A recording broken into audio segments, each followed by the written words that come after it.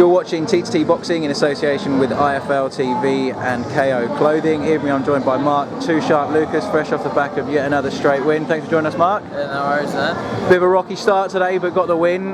What are your thoughts on the fight and how it all went down? Yeah, well, I started out good, found my distance, I was happy with how I was boxing, and then I had a bit of a complacent thought and thought I was doing it pretty easy, and got caught with a good shot, and I got put down, but I got up and was able to stay composed and regather myself and pretty much pick him apart from there. But yeah, Joe Rea turned up to fight tonight, and yeah, he was surprisingly strong. He is, yeah. When Joe Rea turns up, he does turn up. It's yeah, you never know which Joe you're going to get on the night, but obviously you got a pretty tough one, and it was a great fight to watch. And tests like that, I suppose, against someone as experienced as Joe, and you know, coming through a knockdown and having to fight back from that, something that later on in your career is obviously going to be invaluable. So, do you see it as a bad thing that this happened tonight, or are you using that as a learning experience, and next time it happens, you know what to deal with?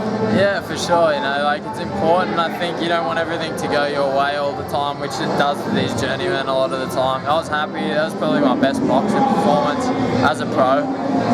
But yeah, it was good to go through the adversity and learn that I can deal with it and stay composed. And it's definitely better to happen now than later. You know, like Oscar De La Hoya got dropped probably 4 to 6 times or something early in his career. Yeah. But you know, he always got up, come back from it, and it's just learning, man. It's part of the process. That's it, and you know, we've seen this recently with Australian fighters who have gone abroad, and their first real challenge has been when they're in a world title fight, and you don't want that to be the first time you hit the canvas when it's on a big stage like that. So, you know, moving forward, like you say, you know what to deal with, and we can go from there. Another stablemate of yours, obviously a very recent addition to your gym, Haitham, just fought, and you were in his corner.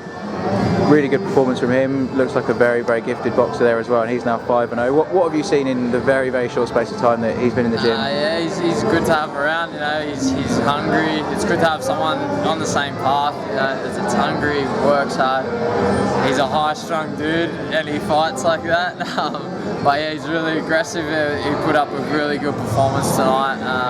You know, we expected that from him, but yeah, he boxed really good in the short space of time that he's been with us. He listened really well. He used some of the tactics that we did, and I think in a few months with a few technical changes, he's going to be a force to be reckoned with. Excellent. And look, going back to yourself, obviously Christmas coming up, I imagine be unlikely to see you out before the new year. Yeah. Any plans for next year in terms of when we might see you fight, and are there any sort of titles in the talk in terms of New South Wales or Aussie titles on the line? Yeah, we're looking at, I think, maybe February, early February, and then we're going to get busy next year for sure. I want a busy year and start slowly stepping up now. You know, and it's better to fight guys that are a bit more competitive. And you know, it was good. I enjoyed tonight, and I think next year we'll step up again. And I don't know about titles and stuff like that yet, but I'm just looking at progressing, getting better, and then I'll take the smartest pathway for my career. You know, I want to be in there for the long haul, and you know, I've got to do what's best for me. So. Excellent. Well, we've spoken to a few of your old stablemates from the amateur days recently. Renee Gartner, who was obviously emceeing at the last show, and Astrid, who promoted it.